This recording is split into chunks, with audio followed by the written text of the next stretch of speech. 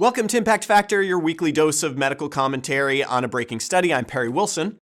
In vitro fertilization is a stressful process for potential parents with costs measured in emotional turmoil, medication side effects, and thousands or tens of thousands of dollars. Against that backdrop, a new study appearing in JAMA Pediatrics adds to the stress by linking the procedure to a small but significantly increased risk of childhood cancer. This is the first U.S. study to really tackle this issue. Researchers undertook the Herculean task of linking the Society of Assisted Reproductive Technology and Clinical Outcomes database, which contains about 90% of all IVF treatments in the U.S., to state-level birth and cancer registries. In the end, that added up to 275,686 kids conceived via IVF. Over around 4.5 years of follow-up, 321 of those kids developed cancer. That's 1 out of 858 kids. That's a small number, though not as small as any of us would like.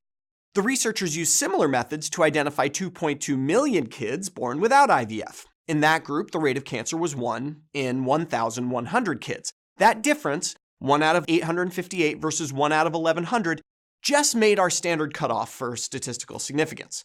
The authors zeroed in on hepatoblastoma and embryonal cell cancers as potentially driving the overall association.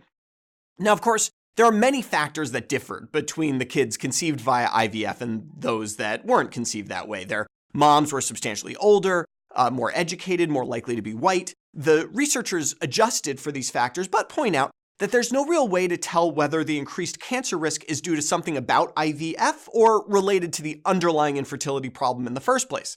But let's do a thought experiment. What if it is due to IVF? Does it matter?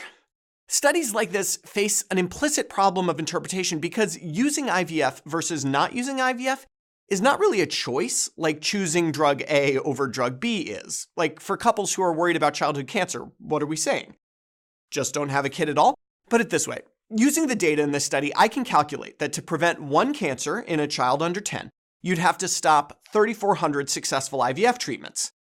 I feel like that's throwing out the baby with the bathwater. Maybe the results mean we need to be more vigilant about kids who are conceived by IVF. The authors state as much in their conclusion, saying, quote, "These results suggest that continued follow-up of children conceived via IVF for cancer occurrence is warranted." But is it? I mean, probably not. Frankly, I'm not even sure what kind of continued follow-up is being implied here. Routine screening CT scans for hepatoblastoma, the risk of such a strategy in terms of stress, false positives, and of course costs, would seem to me to really outweigh the benefits.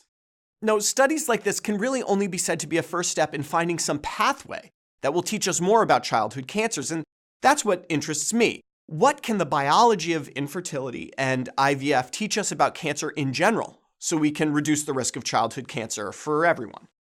For Medscape, I'm Perry Wilson.